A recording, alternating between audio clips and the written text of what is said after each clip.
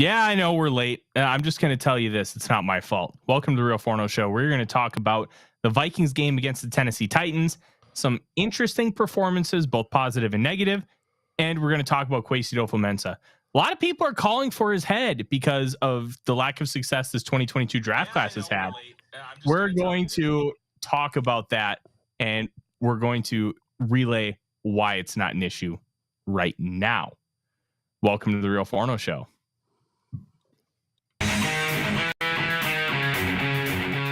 Welcome to the Real Forno Show, hosted by Tyler Forness, the managing editor of USA Today's Vikings Wire, writer for the College Football Network, publisher of Substack Run In Shooter, host of The Good, The Bad, and The Hungry on the Voices of Wrestling Podcast Network, as well as a founding... Welcome to the show. I'm your host, Tyler Forness. With me, as always, in the top right corner, his name is producer Dave. Dave, how are you? I'm great, except for I'm the reason we're late tonight. Why? Because I get a message that the taco truck's going to be in our apartments today. And I get pissed off because a truck here in Austin, San Antonio area, they make the greatest tacos.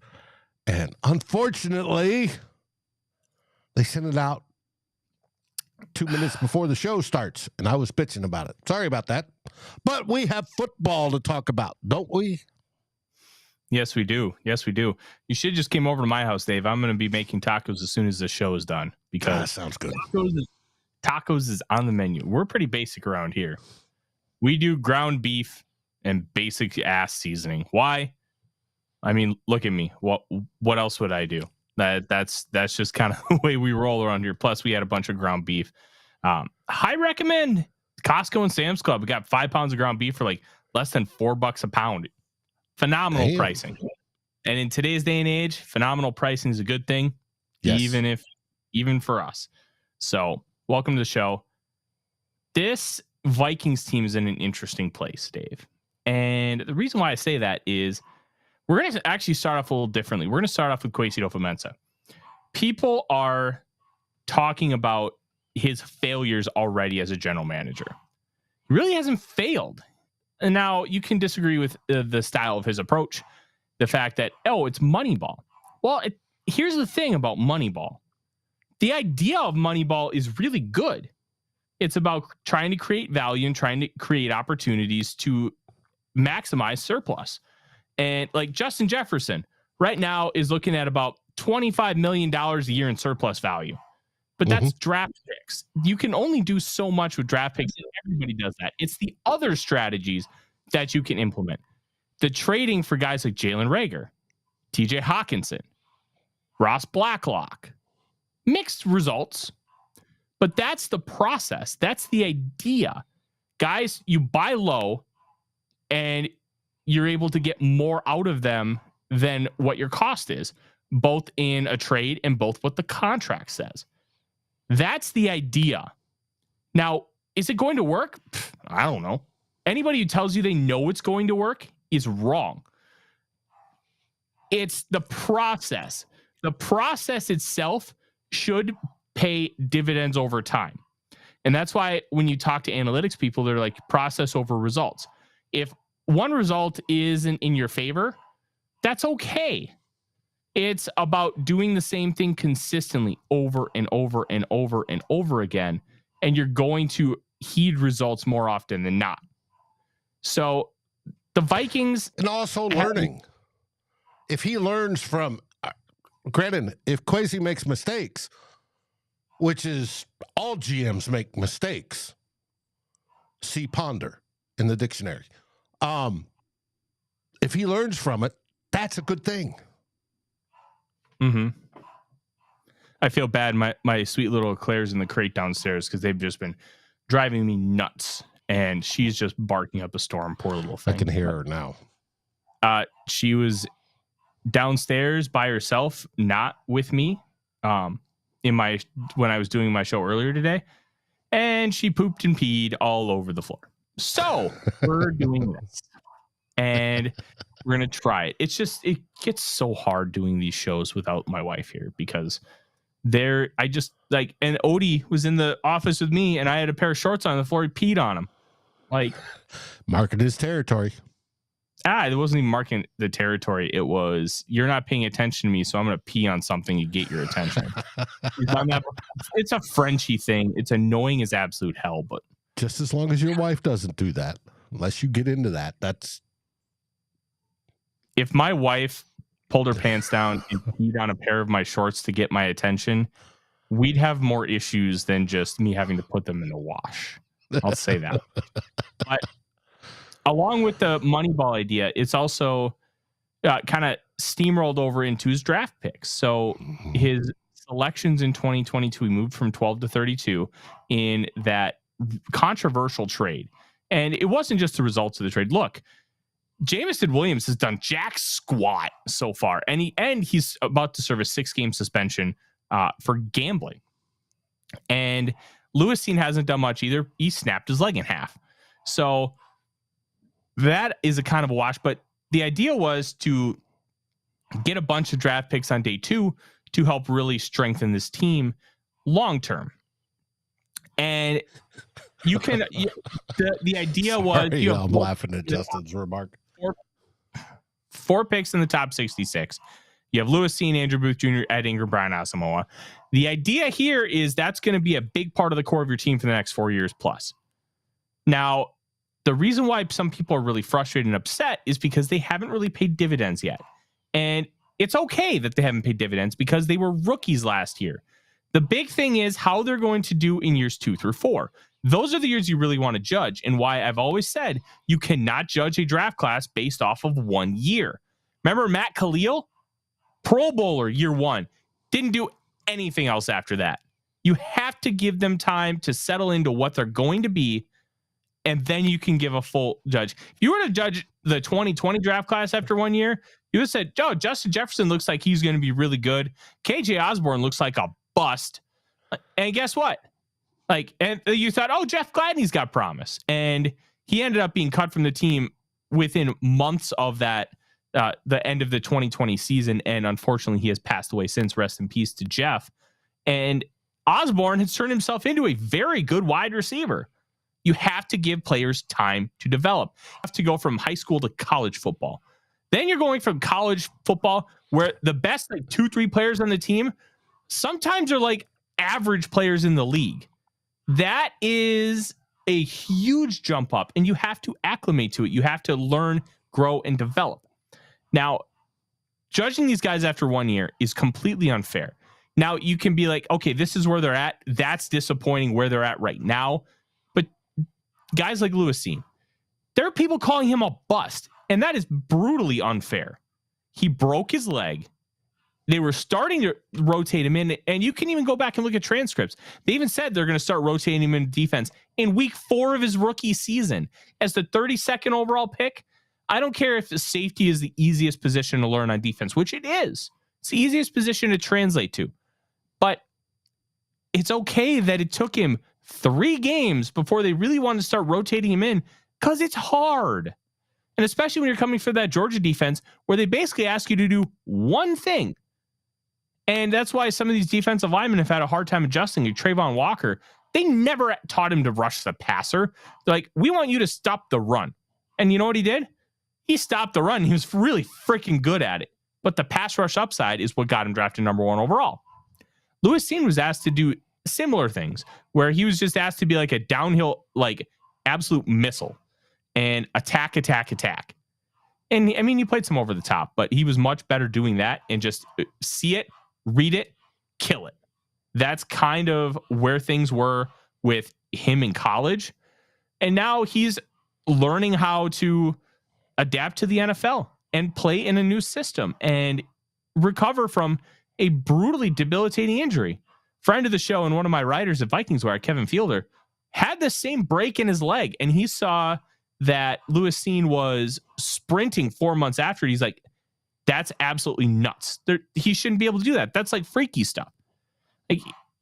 For him, sometimes it hurts to walk long distances because his leg was snapped in half. That's Pretty crazy stuff. I said yesterday, I wonder if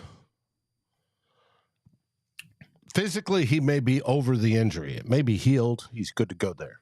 I wonder if mentally he's over the injury and he's grown to where he can trust it, because that's a part of any injury. Brian O'Neill's going to go through that as well, and we'll start to see him this week, hopefully, that they can trust it.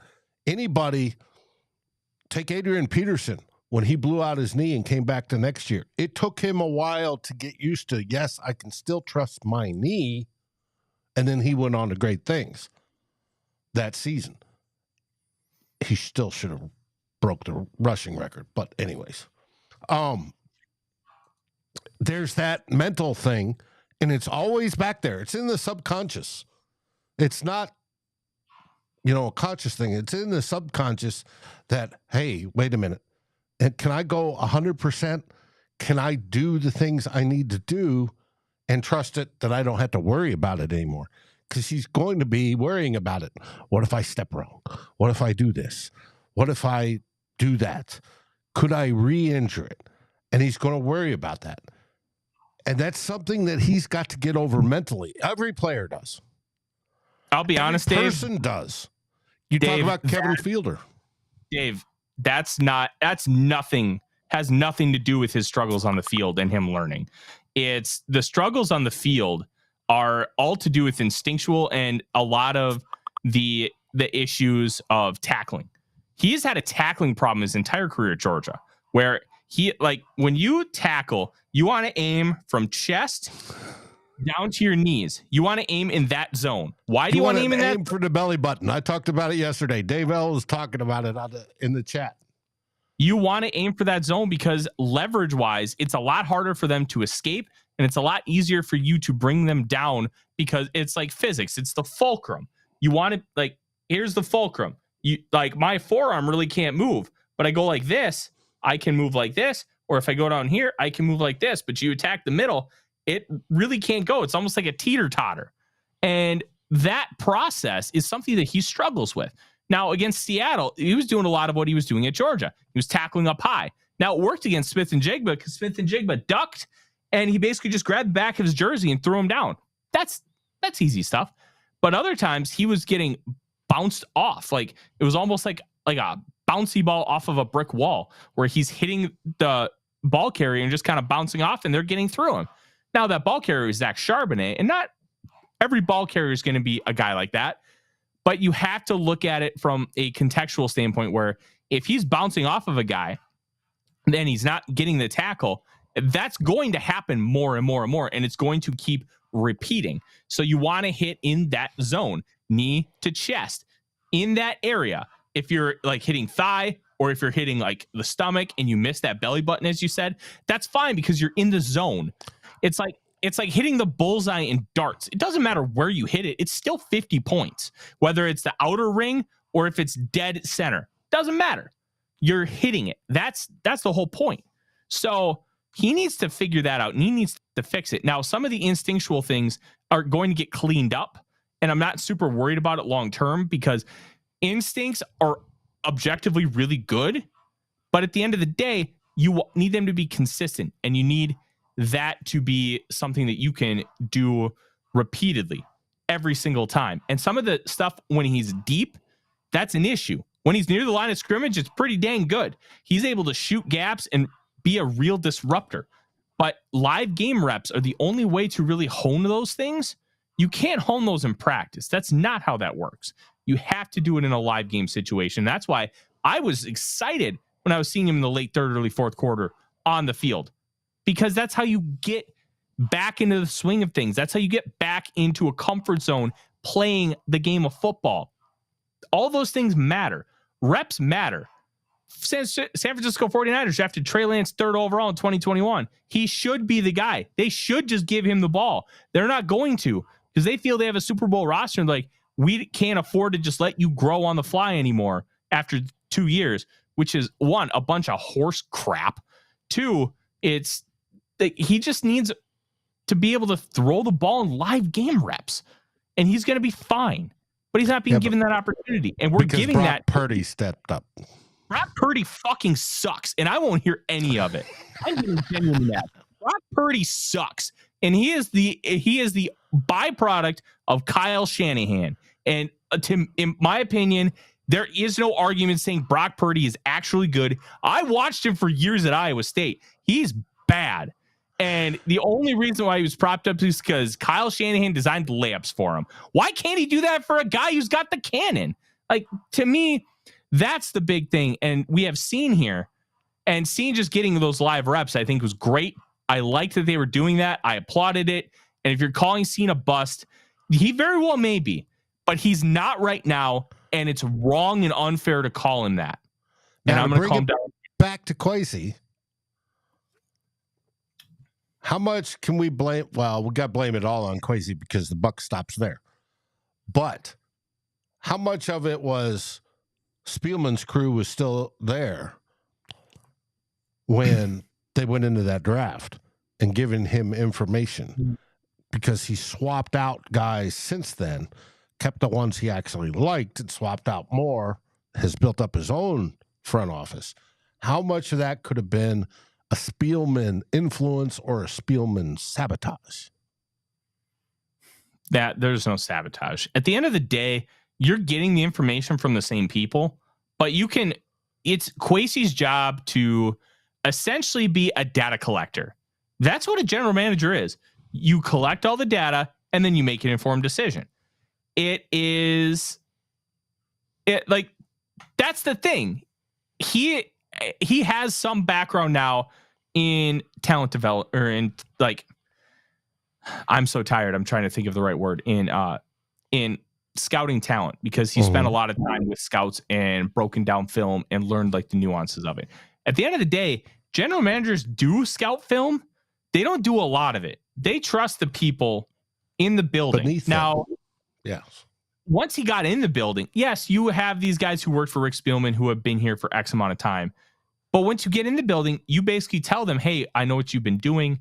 These are the kinds of things I'm looking for. Let's take your data and let's merge it and let's try and focus it to what I'm looking for. And then after the draft, you then kind of build the room out with some people that you want versus the people that Rick had in place. That's a completely normal thing. But it's his job to make informed decisions. And it's the scout's job to present a scouting report on a player and be able to back it up. Now, I think it's great that Kwesi is dabbling a little bit in everything, but at the end of the day, it's his decision. And he can say, like Jalen Naylor last year, Keenan McCardell pounded the table for him. McCardell didn't make that decision. McCardell made his opinion known. Kwesi made the call to take Naylor. And that's the kind of the process. If there are 5 people in the chat and I ask, where should we go for tacos? They all give me 5 places and they all give me the data points on why I should go there for tacos. Then it's my job to make the decision where I want to go for tacos. Well, one place is probably going to be the best taco I've ever had, and I'll go back more and more and more and more. One may give me food poisoning. I may never go there again. And a food is maybe, I would have rather just paid Taco Bell money and gotten exactly what I know I'm going to get. So that's kind of what Kwesi's job is. It's collecting data and making informed decisions. We can't, in all fairness and good faith, call any of 2022 a bust right now, because they need 2 to 3 years before we can really have those conversations. Now, if none of these guys steps up for 2023, then we can have a real conversation. Well, now we can really start questioning his ability as a talent evaluator and decision maker, because none of your guys are panning out. And it's not just, the first round pick panned out, the 2 second round picks didn't, and the third is okay-ish. You can't do those things. Like you have to understand the context of what you're talking about. And because of what's going on, you have to give them time. And 1 year is not enough. Anybody who's calling Kwesi Adofo-Mensah or any of his draft picks a bust is being completely unfair and unreasonable. But I will say this much. It's okay to have questions and be like, I really don't think this is a great move, but you have to give draft picks time to pan out. What if they start not panning out this year? We can really have that conversation about his decision making and scouting ability. But we can't do that now because we don't have nearly enough information. And to me, that's part of the issue. I'm not disagreeing. I've always stated they take a few years. And not everybody comes in as their rookie year and bangs it out. That is rare. To come in, start, and be above average, that's, you can count those guys across the league on one hand. It's that rare. Yeah, and I just want to apologize. I know Dr. Proto said that he can hear Claire in the background. I tried recording with both of them today, and Odie peed on my shorts, and Claire peed and pooped on the floor, and I needed to make sure that we could do the show. So I apologize if you hear her in the background. We couldn't hear her at the start of the show, and she was barking just as loud. So if you hear her, I apologize. It breaks my heart, but I have to be able to do my job. And she's safe. It's just, she's just in the crate on the main floor. So that's that. Let's talk about this game, Dave. I think it's a tale of two halves. Vikings second team actually overall looked pretty good. They were up 9-7 at the end of the first quarter, or the end of the first half.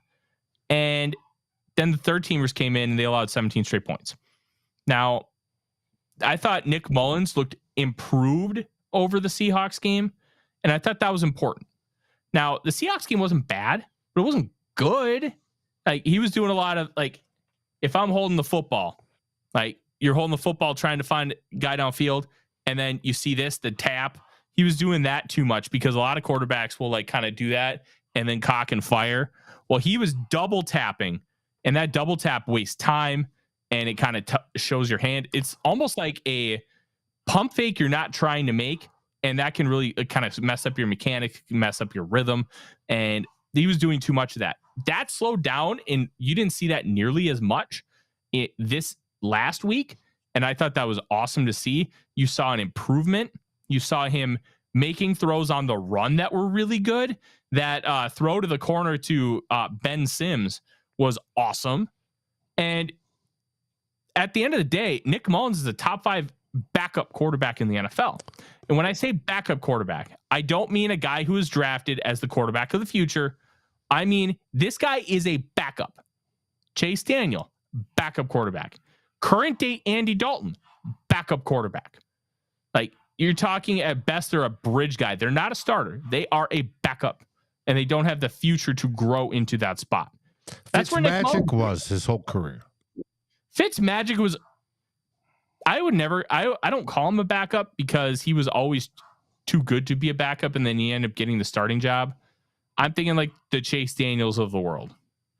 Case Keenum's. Yep. Case Keenum's another great one. Mm-hmm.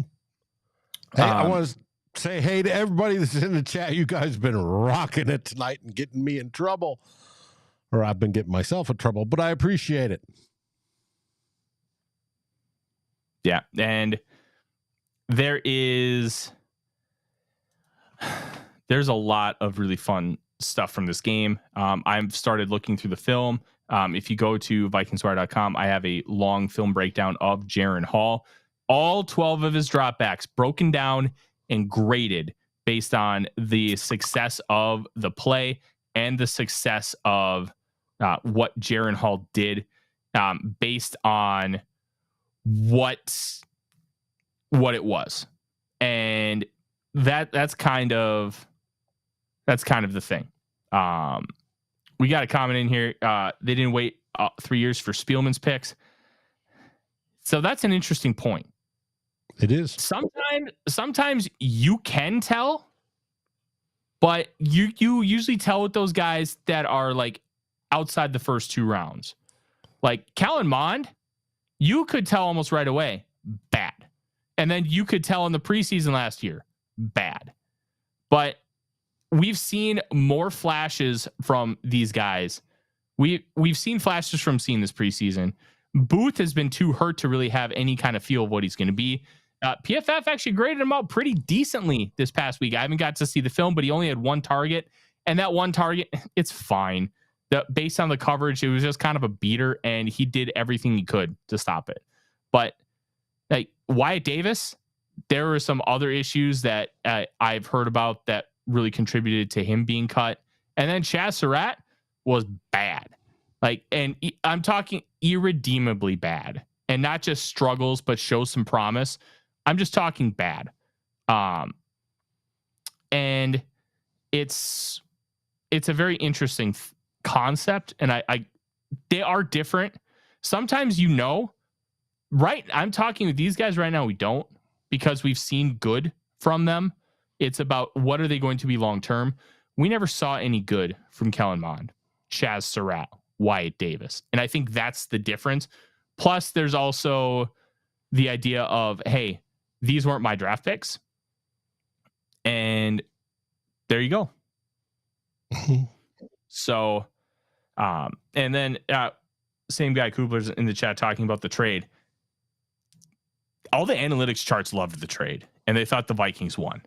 So it depends on which charts you're looking at. The pointy head, I should say, the pointy head. That's what we called our avionics guys that worked on airplanes, pointy heads. And flight control, or not flight controls, but autopilot and stuff like that.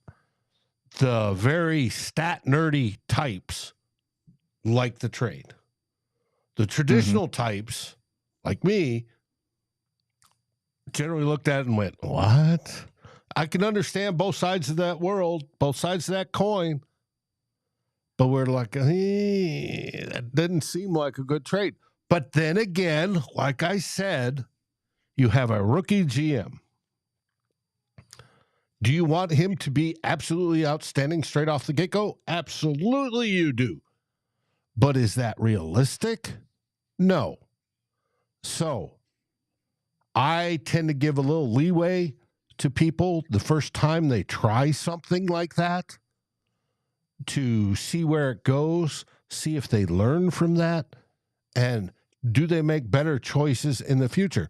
It's just like with anything in your employment, or with me, if I had young airmen and I'm bringing them up, I'm going to possibly, or kids for that matter, possibly let them make their own first mistakes. So hopefully they learn from it and teach them how to learn from it and get better. Now, do we want perfection? Absolutely we want perfection. We want a Super Bowl before we die. I want a dynasty.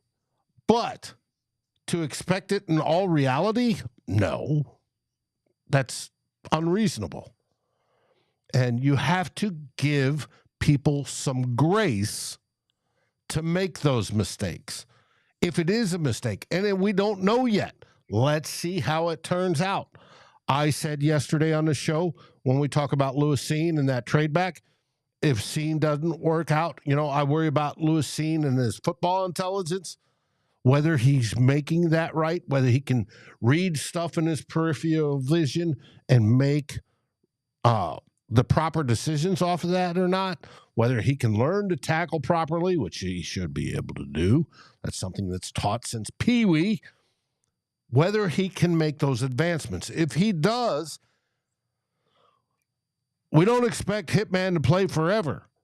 I fully saw the Lewis Cine draft pick as Hitman's replacement eventually. Do I want Hitman to bust out and make a Pro Bowl this year? Abso-freaking-lutely. Do I want him to play next year because he made a Pro Bowl this year? Abso-freaking-lutely. But I want to have Cine ready and cocked and loaded to take his place as soon as he's done.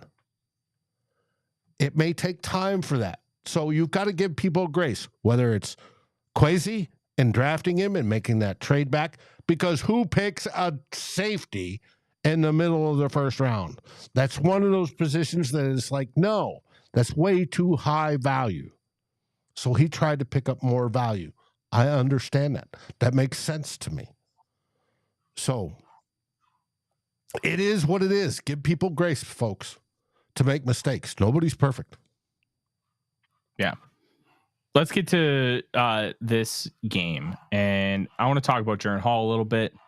One of the things you have to do with when you look at quarterbacks who are playing in who are playing late in preseason games. You have to look at context. Every quarterback is playing with a vanilla playbook. It's all core concepts. It's all basic stuff. Like the Titans spammed outside zone. They basically just ran outside zone. They did it like 20, 30 times. Like that's what you're getting in preseason games. You're getting really basic stuff. You're also getting playing with talent that's honestly just not very good. You're playing with a lot of third teamers, guys who are probably never going to play at an actual regular season snap in the NFL. And that also hinders things too, because you can't throw to open receivers if they're not getting open. That can be a real problem. And when you look at all these things, X, Y, and Z, like you have to contextualize what Hall's doing. So I looked at all of his plays. I gave a couple really poor grades. The sack, he's in the pocket for 5 seconds. You got to have that internal clock. It's got to go off, and you got to make a decision: throw it or run, or at the very least bail the pocket.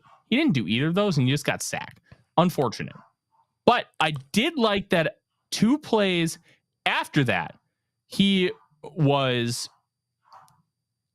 had that internal clock go off, and he ran the football, and he escaped the pocket. I thought that was really good. I thought it was awesome to see that kind of growth and development. You don't always get that from a young player, and we got that from Hall, and I like that we're seeing that. I thought he's making good decisions. He hasn't really made any poor decisions yet. What do I mean by poor decisions? He's not throwing the ball in harm's way. He's not throwing it to where like he's throwing interceptions. He's making solid decisions. And I like that he threw the ball away a lot against Seattle. Quarterbacks don't throw the ball away a lot. But you can tell the game's still a little too slow for him. It needs to speed up. That'll happen with time. And he's making good decisions. He's making really good throws. He's had 2 just fantastic throws already. And there is that, like, it's good. I gave him his performance a B. I was really, really fine with that. I thought I saw some improvement, and I was a really big fan. It's hard for me to look at Hall's performance and call it bad. A lot of people are, but I don't think they're giving the proper context in order. They're really looking at a lot of the film. And to me, I think that really provides the context. So once you kind of retake a look at everything, I think you'll change your mind versus the live viewing or looking at the box score. And you don't necessarily need the all 22. Just rewatch the game, and you'll see some of those little things that I'm talking about.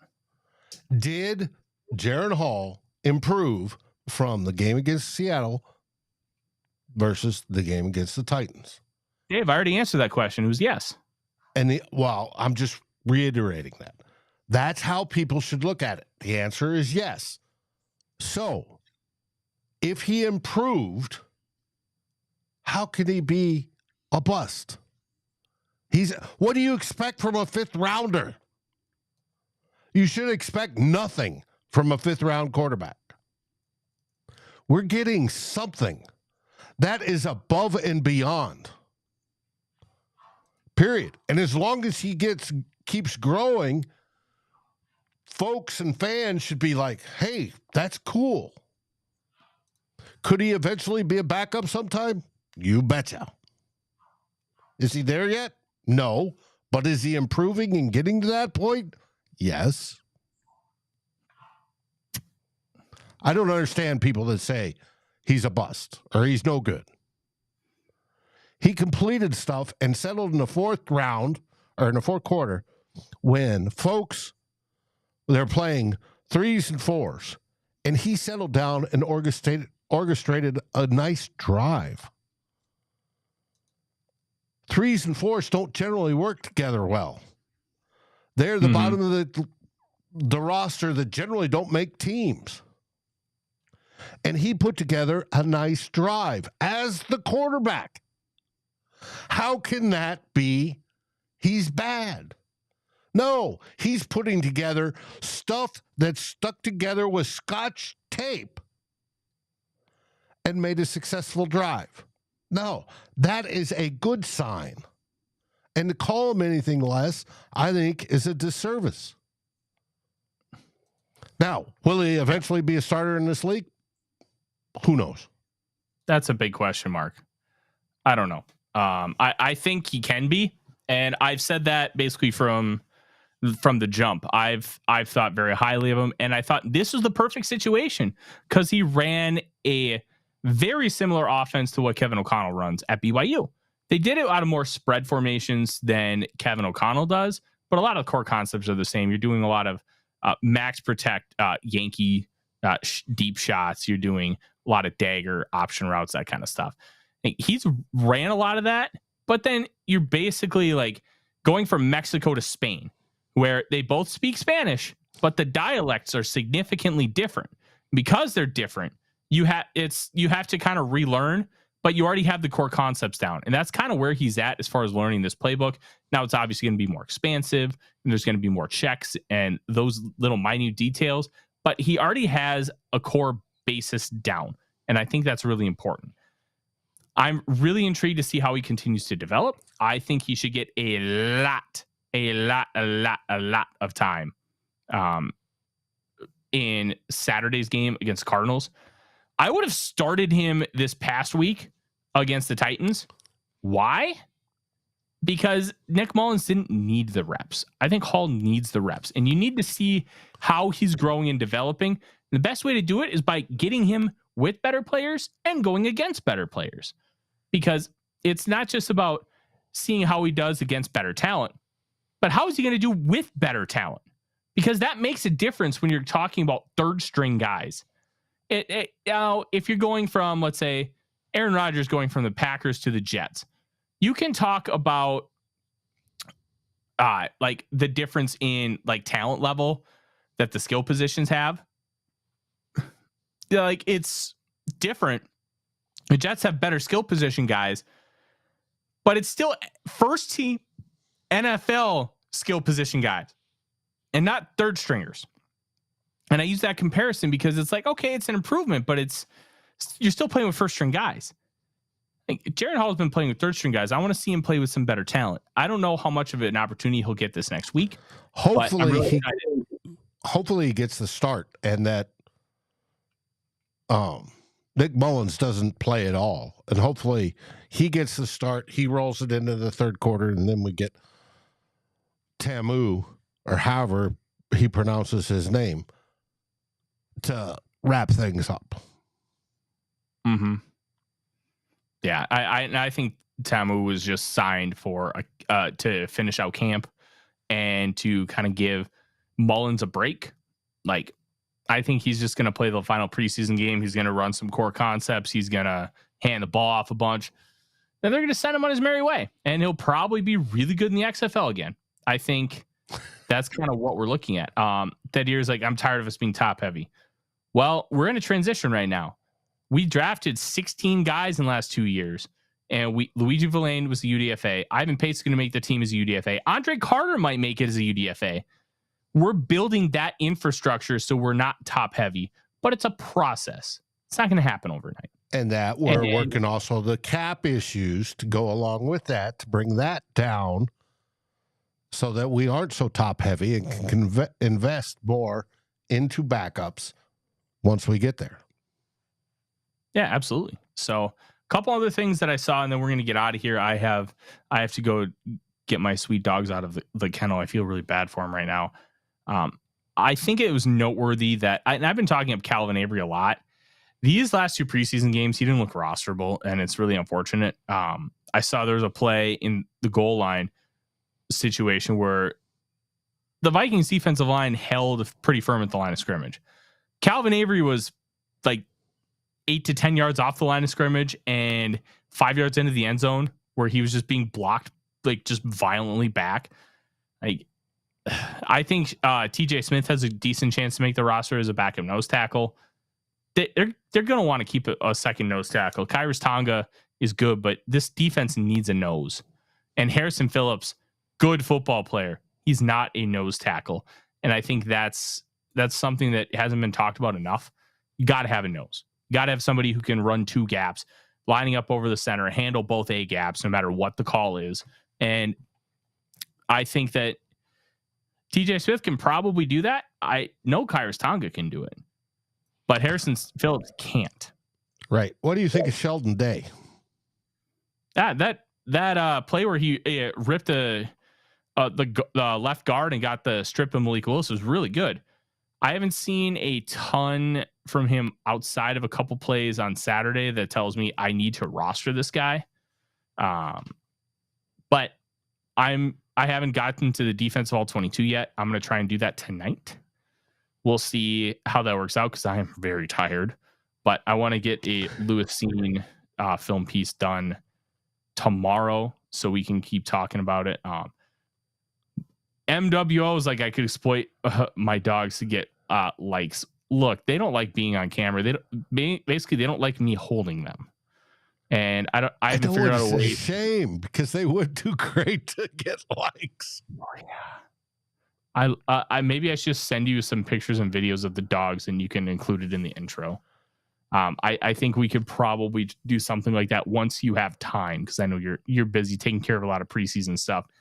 But hey, I still got to do the roll in for our post game show where we go live in the final 2 minutes. Mm-hmm. That will be coming back. I'll be trying to join every week. We'll see how things go with my Vikings Wire responsibilities and how quickly I'd be able to join. But I'm going to try and join every week. We'll see how that ends up playing out. But yeah, it'll be a lot of fun. A couple more things before we head out. I'm excited to look at Andrew Booth Jr.'s tape because he only was targeted once, and it was basically a coverage beater. So he's playing cover one, and he's playing deep in he's playing way off. And because he's playing way off, it's easy to kind of undercut and really cut off the angle that Andrew Booth Jr. has for him to be able to attack. And he attacks really well considering the circumstance, but it's not enough to be able to get a PBU. It's not enough to stop the play. He gets the tackle, and that's kind of what you're looking at. But I'm excited to look at him. Lewis Cine, obviously. I want to see where Andre Carter is as far as being how much stronger is he getting? How is he progressing? I don't know that for sure. And I want to see more. I want to see how all this is coming together. Ivan Pace had a good game. Is he going to be able to turn that into a great game? I don't know. I think people are talking about him starting. I really don't think he should start. He's been great, and we should all be excited about it. But he doesn't have everything right now to be a quality starting every down linebacker in the NFL. He just doesn't. And could he get there? Absolutely. He's not right now. He's a sub package guy, maybe play about 30 to 50% of the snaps, and he can make a real impact. That does just because somebody plays really well doesn't mean they need to be a starter or they should be. And Pace just isn't there right now. He may get there. He's not right now. And I think that's important. Also, Oli Udoh, brutal game. But I do want to see why. I saw one play, he was just lunging like crazy, kind of something similar that Ed Ingram did. And I want to see how that progresses. With Roy, I have no clue. I don't even know if he played this past week. He didn't play against Seattle. He did not play. Yeah, I don't know what the deal is. I really don't. One of those undisclosed injuries, I'm sure. Freddie is bringing up that Jonathan Taylor, the Vikings are supposedly in the mix. And Sportsbooks has it plus 800 for Jonathan Taylor.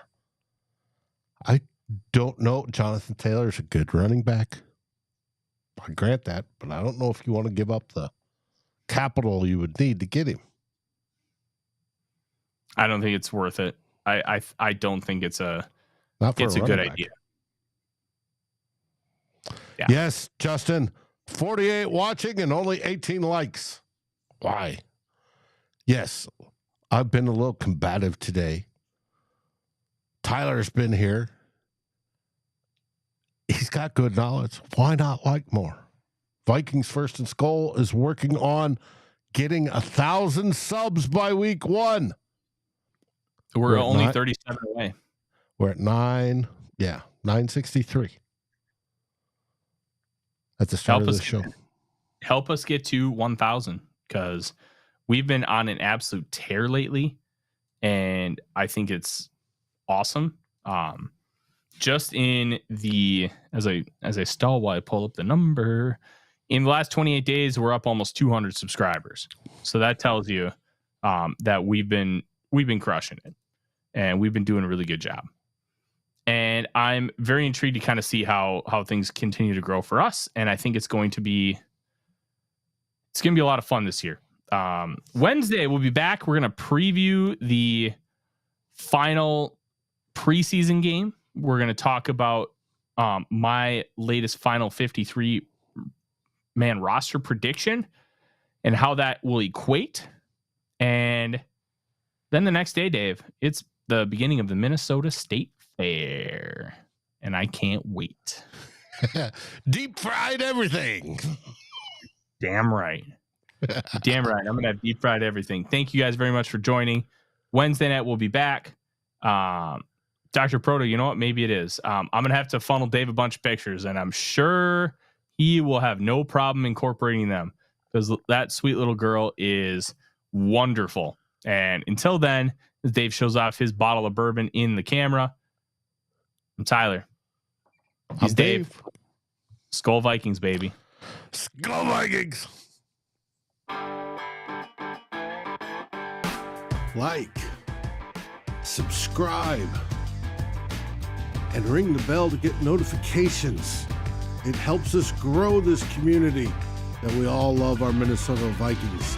And on behalf of Tyler Forness and myself, Dave Stefano, thank you so dearly for watching The Real Forno Show.